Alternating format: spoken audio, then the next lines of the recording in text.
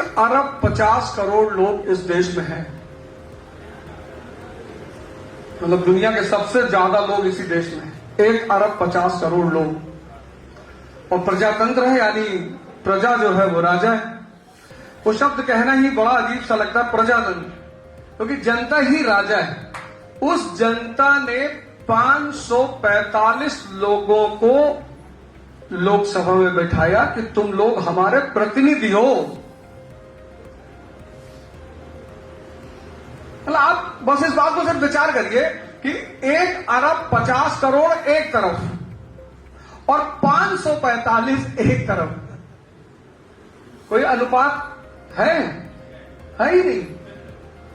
उस 1,50,00,000,000 ने 545 लोगों को कहा कि भाई आप लोग हमारे प्रतिनिधि हो और हमारे लिए काम करोगे, हमारे लिए निर्णय लोगे, हमें बताओगे, डेली हमें सूचित करोगे, हमारी राय लोगे। लेकिन 1,50,00,000,000 के इस देश में शिक्षा पे चर्चा नहीं हो रही है। किसी भी समाज को अगर उन्नति करना है और किसी भी राष्ट्र को अगर उन्नति करना है और किसी भी परिवार को अगर उन्नति करना है तो सिर्फ एक ही रास्ता है, शिक्षा। डॉक्टर भीमराव रामजी अंबेडकर, कितनी चुनौतियां हैं जीवन में। जब आप उनकी ऑटोबायोग्राफी पढ़े, बायोग्राफी पढ़े, तो आप देखेंगे इतनी चुनौतियां, व्यक्ति का जीवन चुनौतियों से तो भरा होता ही, लेकिन हम सिर्फ महापुरुषों की ही पढ़ते हैं। और उन चुनौतियों को पढ़ के हमें एक बात ये पता चलता है कि हम अकेले नहीं हैं। इस धरा पे जिसका भी जन्म हुआ सबने चुनौतियों का सामना किया है।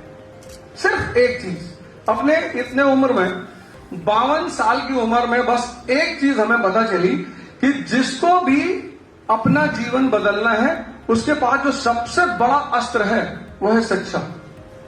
तो भीमराव रामजी अंबेडकर आज सिर्फ संविधान निर्माता नहीं है, उनको भगवान का दर्जा प्राप्त हुआ। किसकी वजह से? शिक्षा की वजह से। शिक्षा का जो सबसे पहला पहलू है शिक्षित व्यक्ति का, जैसे मैं आप लोगों को देख रहा था, आप में बहुत सारे लोग सवाल कर रहे थे और बड़ा अच्छा लग रहा था कि आप सवाल कर रहे थे।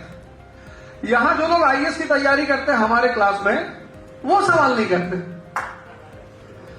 मतलब हजार लड़कों का बैच होता है और मैं आशा करता हूं कि सवाल करेंगे। और आप अगर मेरी क्लास कभी देखो, मैं जबरदस्ती उठाता हूं कि कुछ तो पूछो।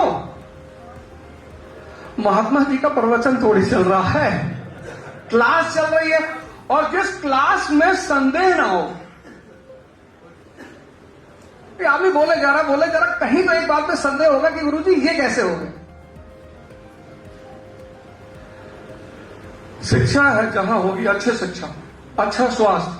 मैं जब प्रचार कर रहा था अपने विधानसभा में तो मैं सबको एक बात बोलता था, मैंने कहा आपको पता है देश में 2 संसाधन होते हैं, एक प्राकृतिक संसाधन, एक मानव संसाधन।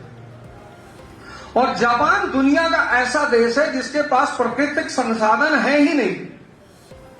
तीसरा नंबर की अर्थव्यवस्था है, पहला अमेरिका, दूसरा चीन, तीसरा जापान। दुनिया का ऐसा देश है जापान जिसके पास नेचुरल रिसोर्स नहीं है, ऑयल नहीं है, आयरन नहीं है ही नहीं। उसने क्या किया, जापान ने अपनी जो मानव रिसोर्स उसको मजबूत कर दिया। और अगर आज आप एप्पल का नाम जानते हैं, सैमसंग का नाम जानते हैं, तो आप सोनी का भी नाम जानते हैं। और सोनी ब्रांड है कहां का? जापान का। अगर आप फोर्ड का नाम सुनते हैं, उसकी बड़ी प्यारी गाड़ी आई थी इंडिवर, दोबारा शायद फिर आने वाली है। अगर आप फोर्ड का नाम जानते हैं, मारुति सुजुकी का नाम जानते हैं, तो शायद ही यहां हमारा कोई भाई या बहन हो जिसको फॉर्च्यूनर और टोयोटा का नाम न पता हो। मतलब टोयोटा इस देश में सम्मान का सूचक। हम गांव चले गए, स्विफ्ट डिजायर से कोई नमस्ते नहीं किया मुझसे। इतना पैसा रखे हैं डिजायर में चलत, बेगमंगा यार, इनके लगे रुपया है। हमारे बच्चों ने कहा दोबारा जाएंगे नहीं डिजायर में, भैया तुम ही जाना, तो मैंने कहा बेटा पैसा जरूरत की चीज है, विलासिता की चीज नहीं। जब आने लगे तो बचा के रखना चाहिए, पता नहीं कब जरूरत पड़ जाए।